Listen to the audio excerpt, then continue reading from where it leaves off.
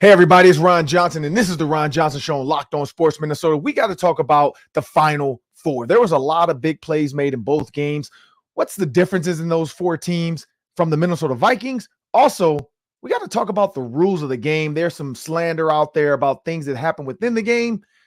There's some conspiracy theorists out there that think the NFL is rigged. We'll talk about that and much more on the Ron Johnson Show. Locked On Sports Minnesota podcast. It's endless Minnesota Vikings talk with the diverse voices of your local experts. Now the Ron Johnson Show.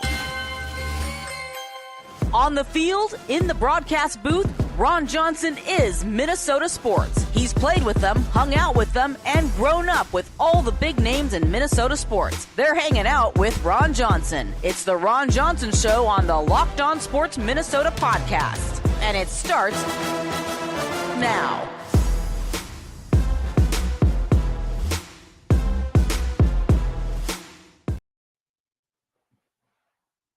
Well, good morning, people. For those watching on YouTube, I always wanted to do the spin around. So I tried it today. I don't know how it looked. I don't know if it turned out the way I thought it was going to turn out.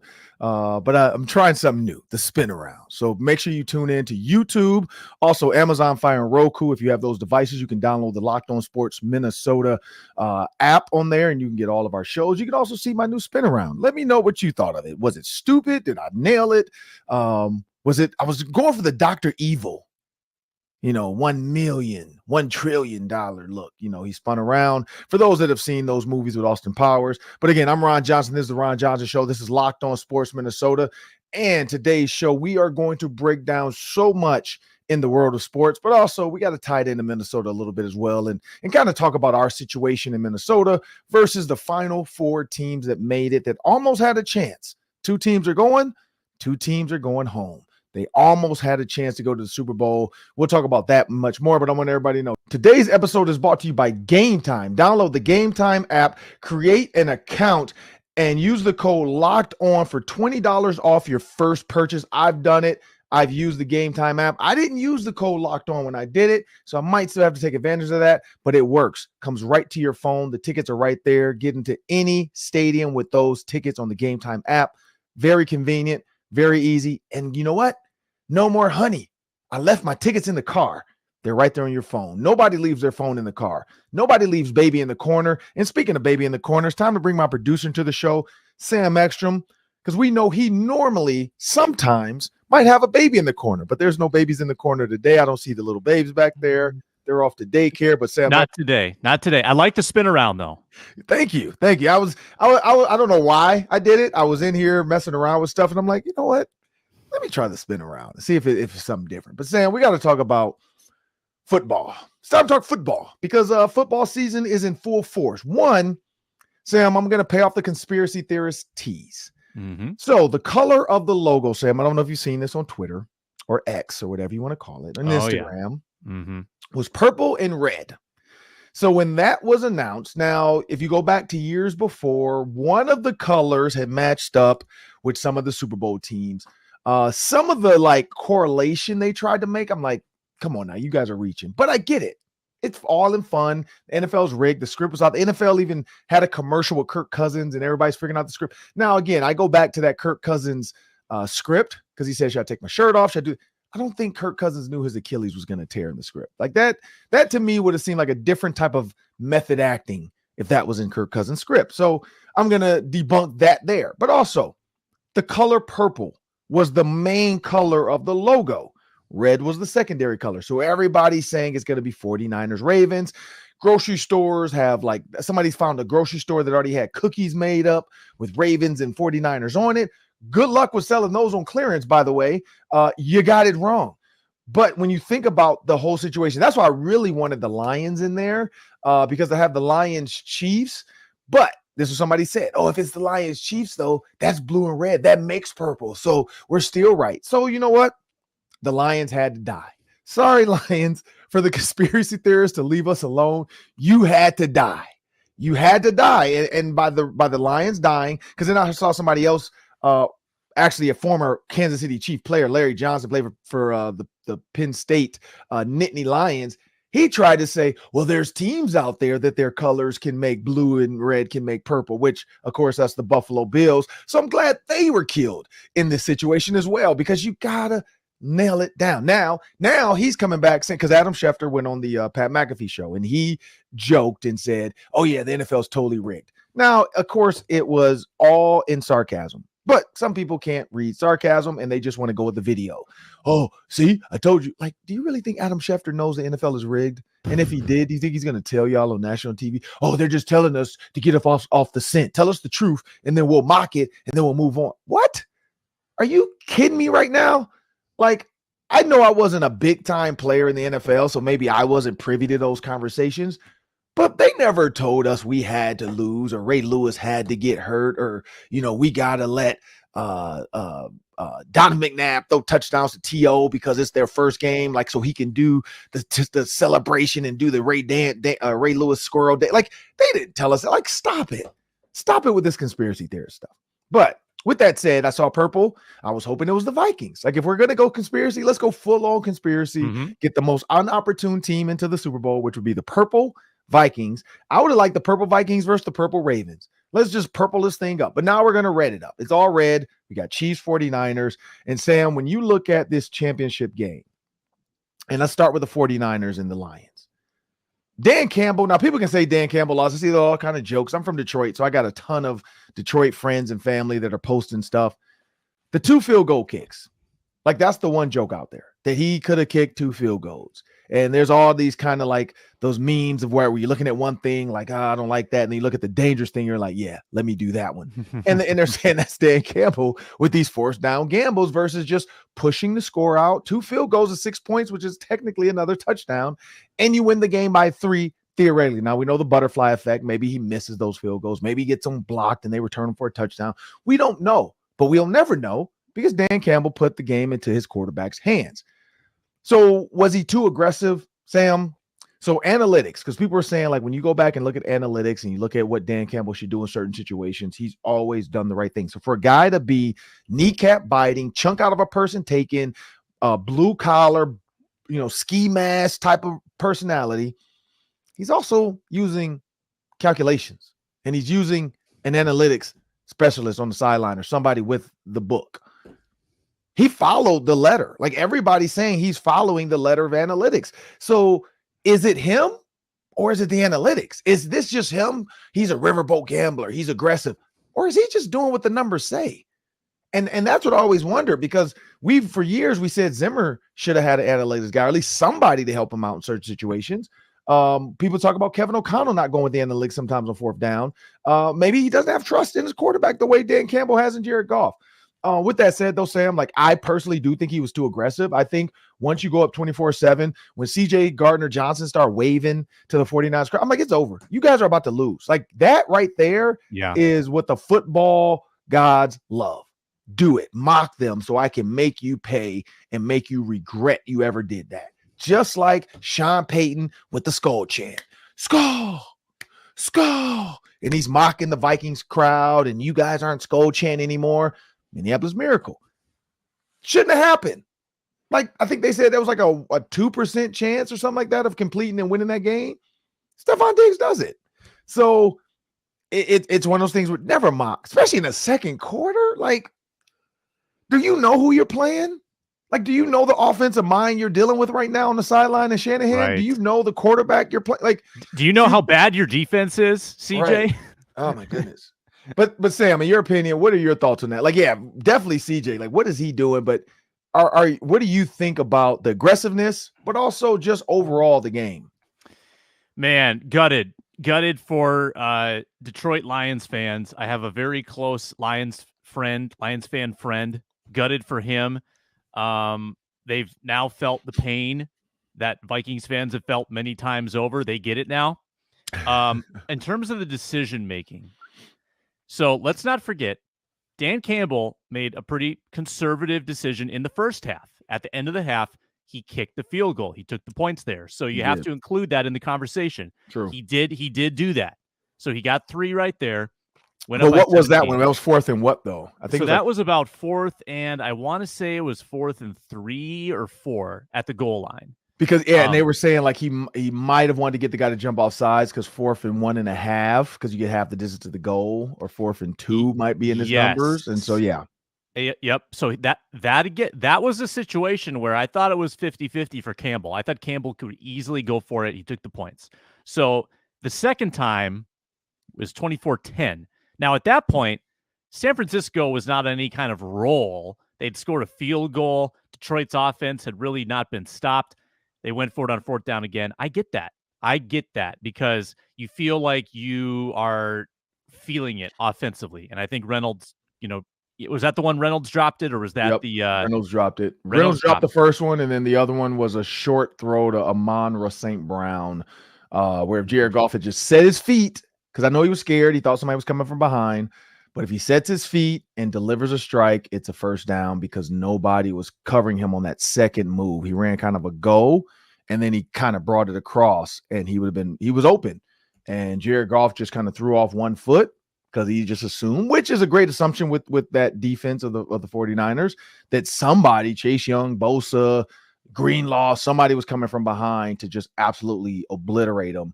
And so he tried to get the ball off on the run versus just setting his feet. Now, I get it, too, because he had scrambled already out of the pocket because he knew the guys that broke contain. But just set your feet, throw it, take a big hit, maybe a helmet to the back of the head, and then you get a roughing the passer or something.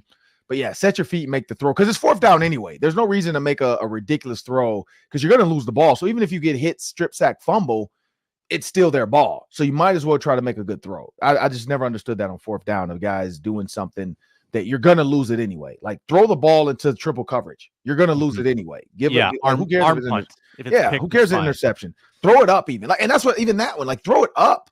So Amon-Ra can even try to come back to the ball. If not, somebody picks it off, but it's better than stopping it back to your goal line. All the options in that. But again, game's happening fast. I get it. But yeah, what were you saying? Yeah, well, I think again, the first two decisions come out in the wash, and then it comes down to the one we're talking about. This is the big one because this is 5 minutes to go. This is kick the field goal to tie the game. I think it was on brand for Campbell. I think he was true to himself to go for it. Yeah. And I saw someone tweet too that the field goal kicker from that distance, which was about 48 yards or so, 46 yards, he's 40-some% this year. He's not that good from that distance. That's the analytics, yeah. And if you go for it on about 4th and 3, I think it was, maybe that's a 50-50 for the team. You might actually have a better chance to convert there than convert the field goal. So I kind of do get it. Dan Campbell's always been, and this goes back to the Cowboys game, right? The controversial Cowboys loss. He goes for the win. He doesn't go for ties. A tie just prolongs what could be a loss. San Francisco gets the ball back and they methodically drive down. They kick a field goal and win the game at the end. Campbell wants W's. He doesn't want T's. He wants W's. So I got it. I understood it. The big mistake, Ron, was the timeout at the end. He wasted his first timeout when they were at the goal line and lost the chance to get the ball back. That I thought was the biggest mistake.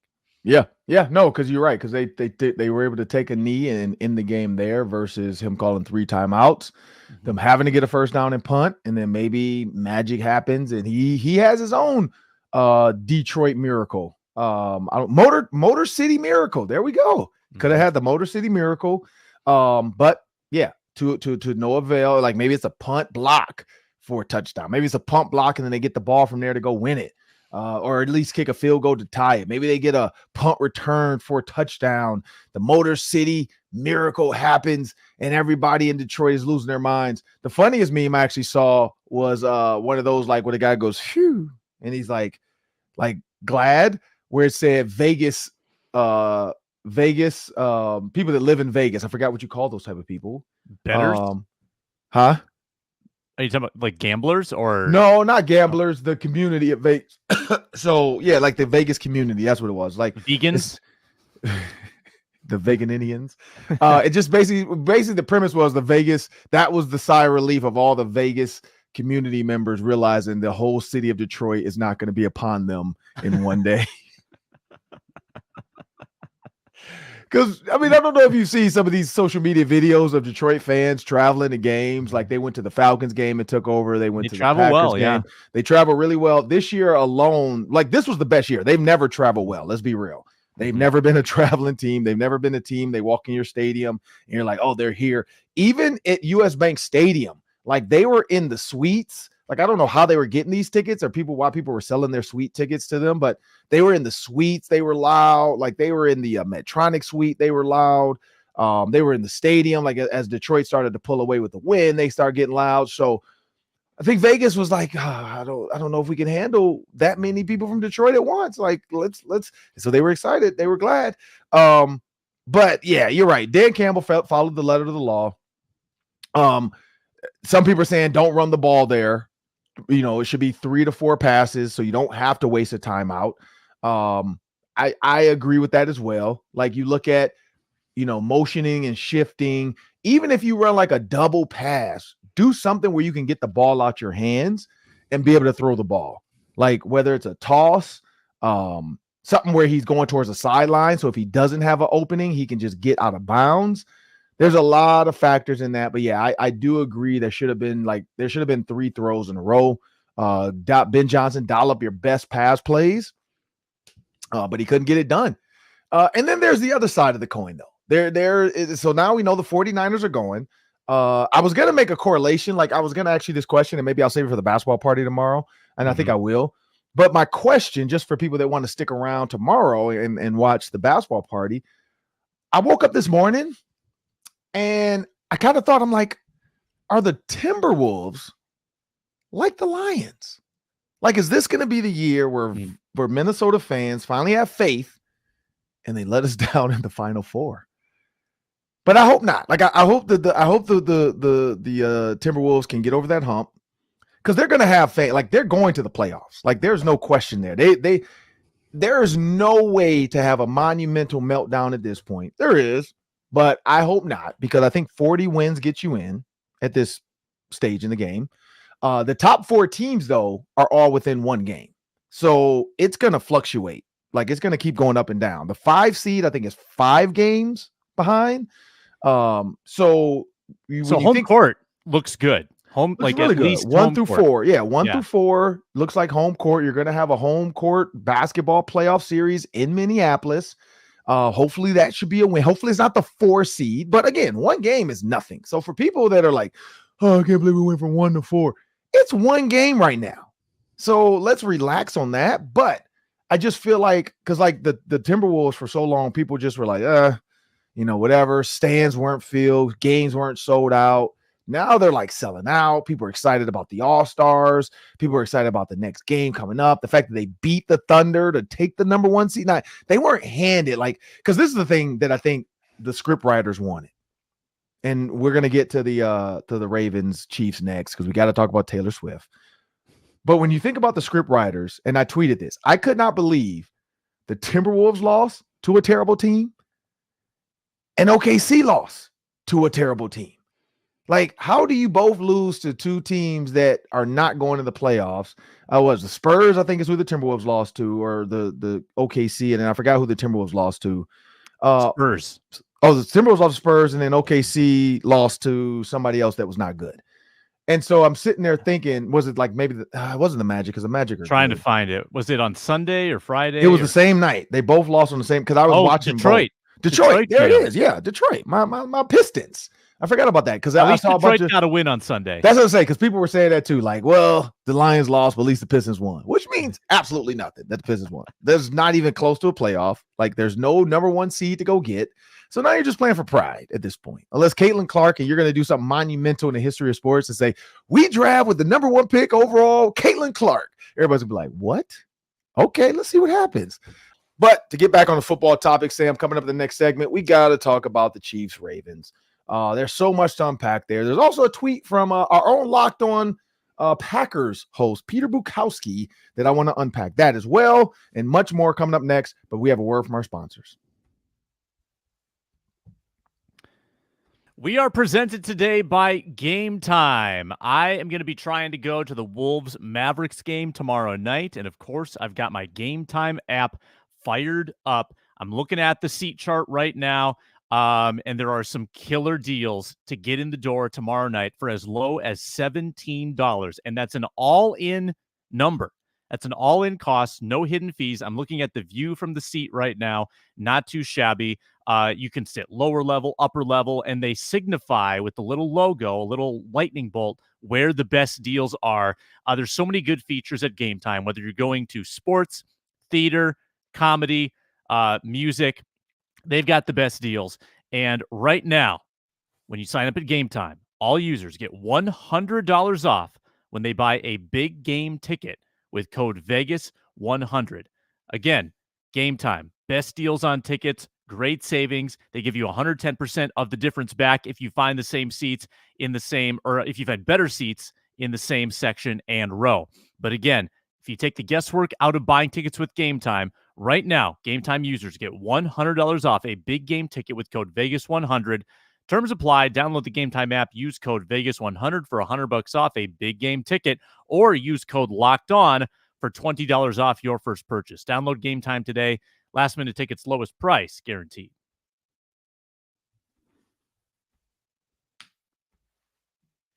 Well, Sam, it's time to jump into the next segment and talk about Ravens and Chiefs. But before we do that, Sam, I don't know if you saw this also. I want to give a shout out, and this might be a good social media clip. CJ Ham. Congratulations to CJ Ham for making the Pro Bowl. CJ Ham gets to go to the Pro Bowl because the 49ers Juszczyk is going to the Super Bowl. I don't know if you saw that. So because Juszczyk cannot play in the Pro Bowl because he's going to the Super Bowl, and even if he could, he would probably decline so he doesn't pull a hamstring or tear a knee up playing flag football. The Vikings fullback, CJ Ham, was next on the list. And so he is packing his bags and he's headed down to Orlando. I'm guessing he's already there. It's one of those quick, like, hey, pack and go. I remember when I got a chance to go to the Pro Bowl, not as a player, but Ed Reed was picked as a Pro Bowler. He called me literally like a couple days before, like, hey, man, you want to go to the Pro Bowl? Like, I got an extra plane ticket. Like, bet, let's do it. So I packed my stuff. I didn't even know what to pack. And then I like texted a couple other players, see who else was going. Cause I think we had like 8 Pro Bowlers that year. So we had a lot of guys on our team go down there. Myself, Terry Jones, Gary Baxter, so on and so forth. And we all just hung out as a team, we did the scooters as a group. Looked like a bike gang out there, but we did the scooters. I know the Chiefs, I think that year as well, had a lot of guys. That was like the Gonzalez year. I forgot who else went, but they had a lot of guys too. But nobody had more than the Ravens as far as like extra players coming down too. Todd Heap was a Pro Bowler, Jonathan Ogden, Jamal Lewis, the running back, Chris McAllister, the cornerback. Like we had a lot of guys into the Pro Bowl that year. And so Ray Lewis, of course, come on now. You got Ray Lewis, Ed Reed. But that was one of the years where we all went down there to support our teammates. One, because they paid for us to go, so why not? But and it was cool. It was fun. So congratulations, CJ Ham. I know it's going to be a great time in Orlando, nice and sunny. I got to go to Hawaii, so I know they switched that up. I know some players want to go back to Hawaii, but the NFL is like, it's cheaper to send you guys to Orlando. So we're going to do Orlando. You can go to Disney if you want, but enjoy it, CJ Ham. Now time to move on to the other team going to the Super Bowl, or the other team that gets to participate in the Pro Bowl. The Ravens, you can participate in the Pro Bowl now. Chiefs, you and Taylor Swift are now going to the Super Bowl. First conspiracy there. They wanted Taylor Swift in the Super Bowl from the start. Like for a team that had not played well all season, they played okay, but not like lights out. We're like, oh, this is a Super Bowl team. They turned it on when it mattered most. They turned it on in the playoffs. Patrick Mahomes turned into the killer that he is. It's tough to bet against him. He's feeling Brady-ish to me right now. Not gonna lie, like Tom Brady was a guy you don't bet against, especially before the Super Bowl. And that's what Patrick Mahomes started. This is what's sixth AFC Championship game, third trip to a Super Bowl now, with a chance to win his third. No, wait, did they lose the Super Bowl? They lost. Fourth trip, yeah. But third chance to win. So he has a third. He's gonna have another chance to get a third ring, fourth Super Bowl trip, 6 AFC championships. Feeling a little Brady-ish. Not gonna lie, Sam. Feeling a little Brady-ish. But Peter Bukowski. I'm gonna pay that tease off. Peter Bukowski, Locked On Packers. I just tweeted the video of likely. So Lamar Jackson was on the 25, backed up to the 30, threw a ball. Probably not advised, but over the middle. I'm guessing that was the play design. But the Chiefs were in like a cover, some type of two-man type of coverage. Like I don't know what, or quarters man underneath. I don't know what because the tight end was being carried by the safety. So I don't know what coverage that was, but they had it locked down absolutely locked down. With the throw should have went to Zay Flowers. It literally should have. Zay Flowers is running underneath wide open because everybody ran with Likely. So if Lamar pumps and then comes back underneath, Zay Flowers is open.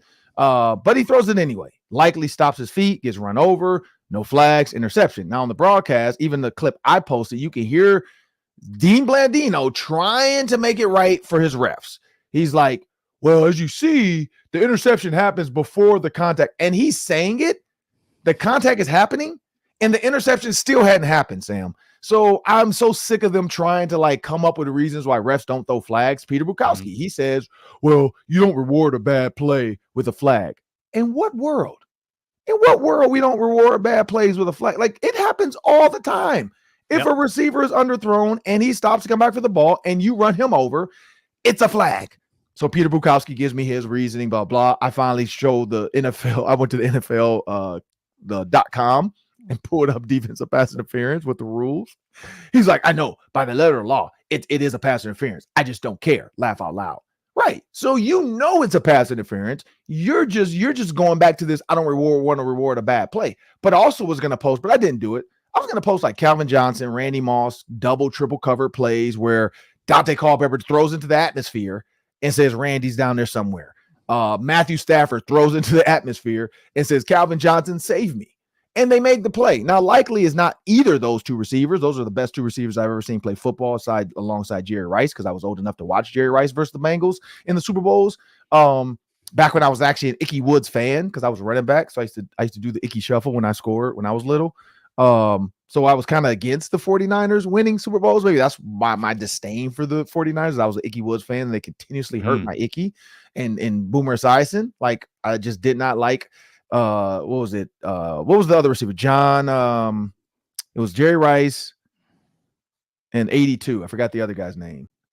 Let's just John Taylor. John Taylor. There we go. And so Jerry Rice, John Taylor will rip up the Bengals. So I've seen that play happen. So first of all, it was pass interference. I got Peter Bukowski to admit it on Twitter. He's probably not happy I won that, but I won. But Sam, what are your thoughts on that game? Do you think it was, I'm not going to say rigged, but do you think some calls probably could have went in the Ravens' favor, but it didn't? Because we've seen similar plays happen where I think the Eagles had a pass interference right on the Chiefs, I think is what happened.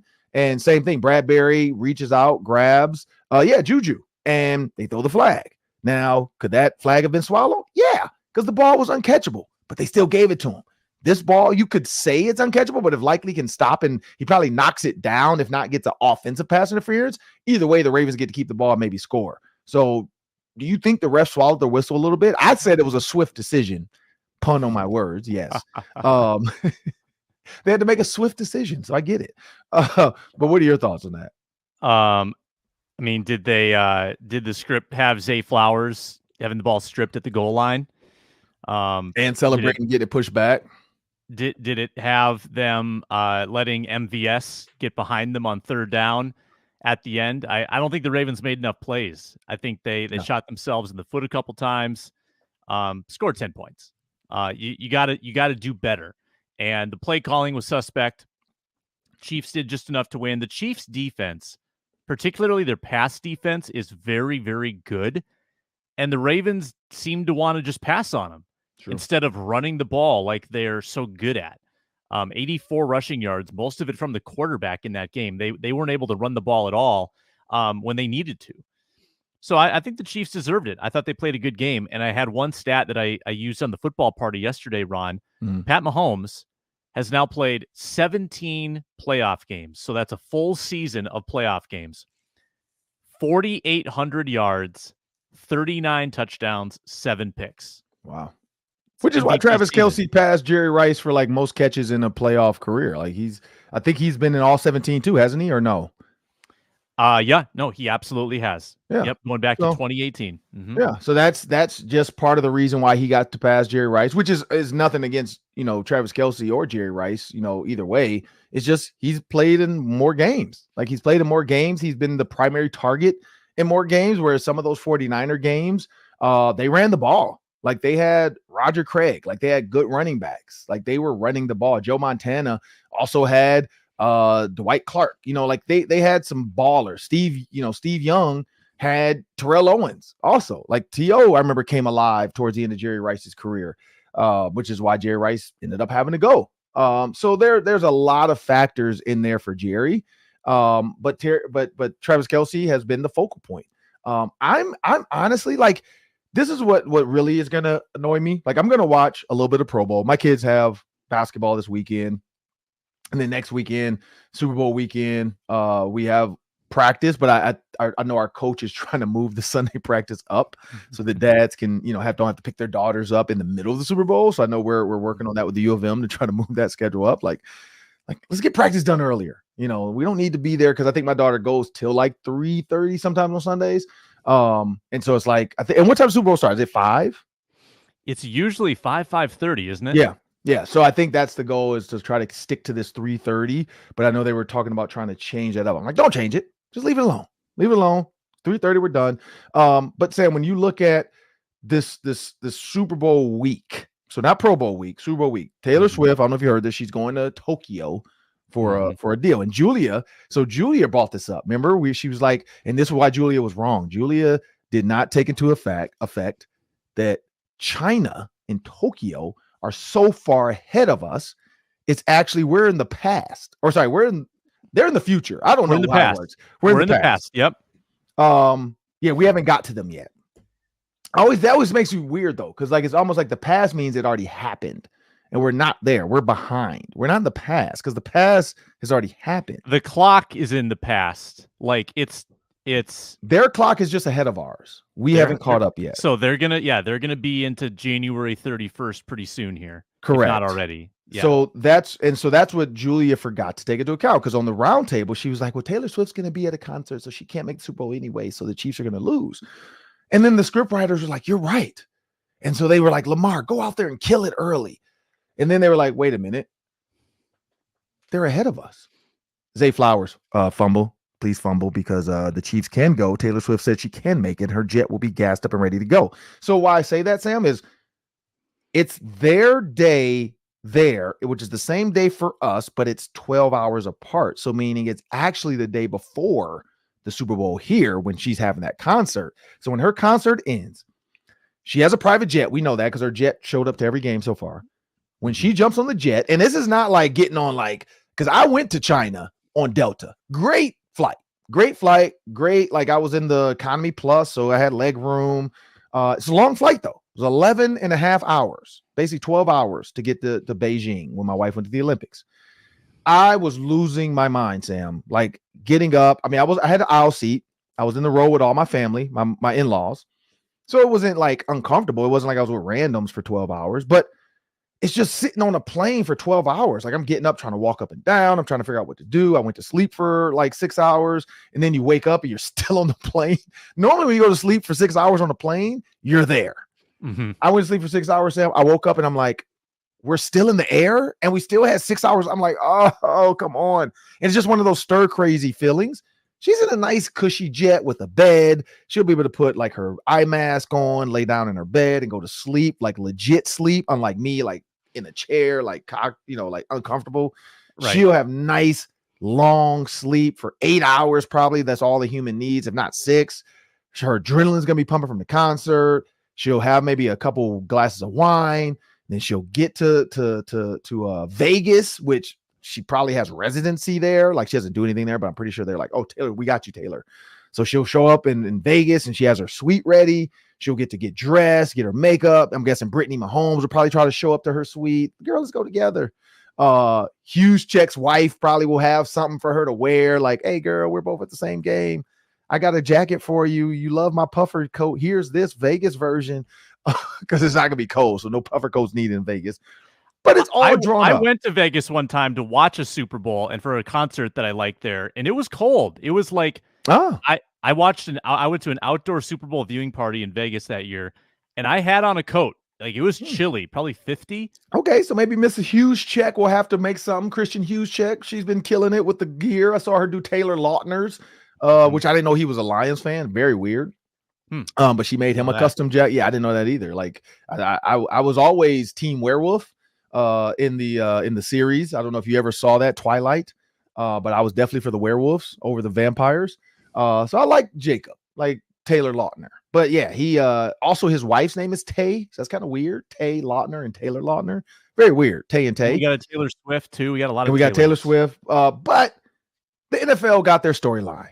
Juszczyk's wife is going to get to make gear for everybody for the Super Bowl. Taylor Swift's going to show up to the Super Bowl with worn by Aaron Andrews gear, because we know the wear by EA. It's all going to the marketing dollars. Also, I don't know if you saw this, from commercials to marketing to stuff bought online to stuff she wears that people go online and buy. She's made the NFL and the Chiefs. I don't know the number, and I might say this wrong, but Sam, you probably can look this up.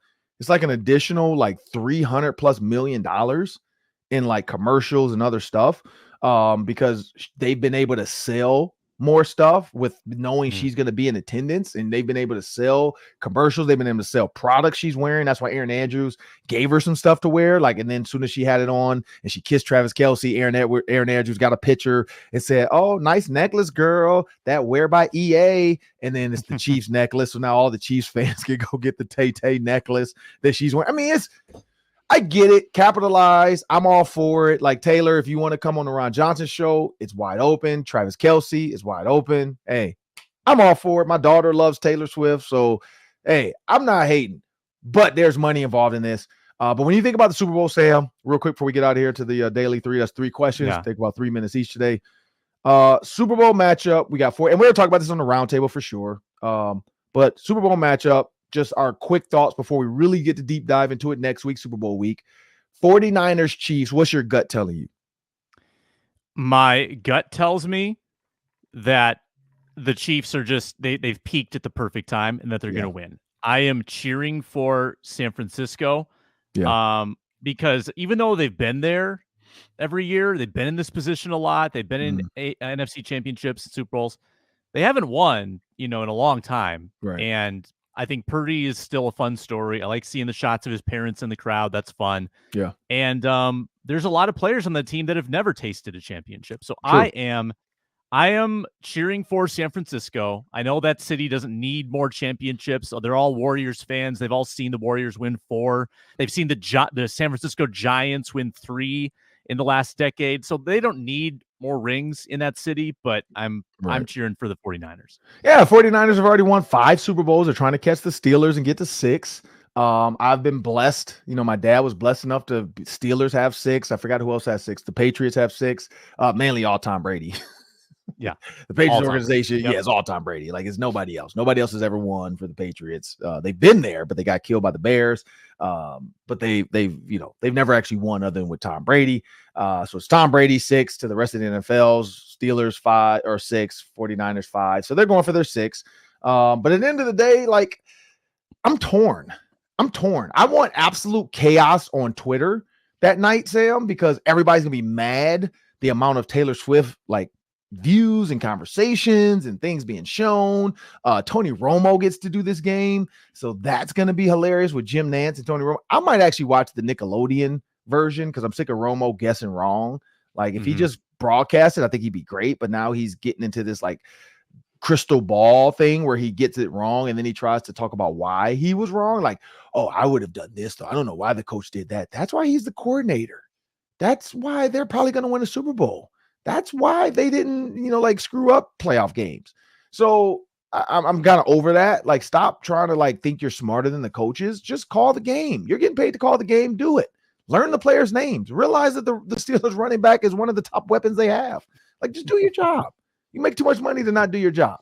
And so when you look at the whole Super Bowl aura of it, I'm going to sit back and enjoy the chaos because it's going to be chaotic. I'm happy for Brock Purdy because last year, they truly believe if he wasn't hurt, they make it. And I after watching the Eagles down the stretch this year, I believe it. I believe last year if they had lost to Brock Purdy would have been the start of the downturn. We just kind of saw it this year a little bit where it was up and down and you didn't know what team you're going to get. Also, I think Brock Purdy, when you talk about his legacy, this was something that he got punched in the face. I mean, I don't know if you heard the story. They talked about bringing in Tom Brady if he was willing to play. Like, if Brock Purdy wasn't 100% healthy, that's the first part of it.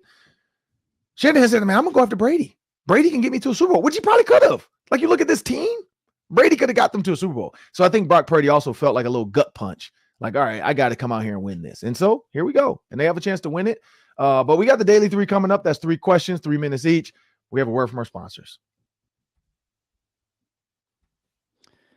And for the aforementioned Super Bowl, there is a great way to cash in through FanDuel because they've got a brand new promotion at America's #1 sportsbook.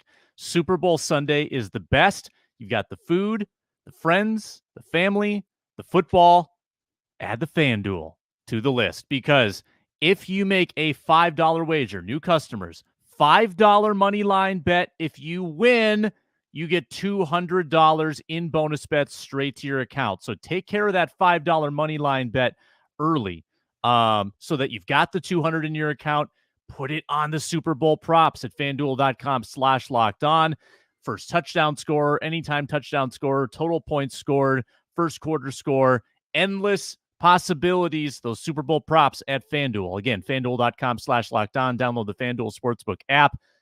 Family, football, food, FanDuel. Make every moment more. An official sportsbook partner of the NFL. Well, now it's time for the Daily 3. We got about time for about a minute each today. But take it away, Sam. Let's get right to the Wolves. Yeah. Wolves coming off a clunker against San Antonio, taking on the co-leaders in the Western Conference in OKC. And Minnesota comes out with a big boy win, 107-101, surging to the finish line. Finally, execution in the fourth quarter. Ron Johnson, your thoughts?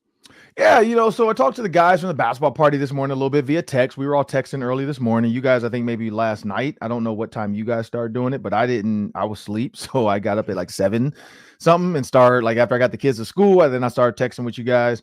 And the one thing I got out of it was Chet Holmgren played scared. Like he wasn't a factor because I was like, why did he only have 4 points? Now, what I did see, because I saw the first half and up to maybe like a little bit of third quarter because I was at the gym working out. And so which now that I know that the gym carries the game like that, I'm like, this might be my new thing. Like whenever they play, I'm gonna just go to the gym, get on the Stairmaster, get on the treadmill and just make it like an hour and a half to 2 hour workout of just cardio while I watch the game. And it was like I got through the workout really easily because I was so down into the game. I forgot I was on the Stairmaster at one point. And so I just noticed early on Josh Giddey wide open threes, but then, you guys explained he was like 0 for 13 up until that point. So that was probably the game plan. Like, hey, let's see what happens. But the Timberwolves, like, I think they were down 4 heading into the fourth quarter, and they put up 10. They won by 10 in the fourth quarter. And that was the key. Win the fourth quarter. Their third quarters have been things we talked about. It's like a fourth quarter. I would rather have a fourth quarter dominance than a third quarter dominance, because a fourth quarter dominance means you're closing out to win the game. Third quarter dominance means, which we've seen, you have a chance to melt down and lose the game in the fourth quarter. So if they can transition that third quarter kind of hype and move into a fourth quarter hype, I'm excited for it. But now they're the #1 seed. They've knocked the OKC team, the Thunder, down to 3, and the Nuggets are sneaking back up on them at 2. So it's going to be a fun race down the stretch. I don't know. What are your thoughts?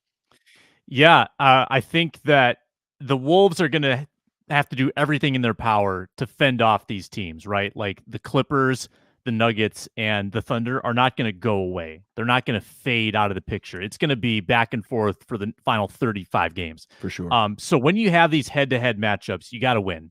Yep. You got to win. And the Wolves have beaten the Nuggets this year.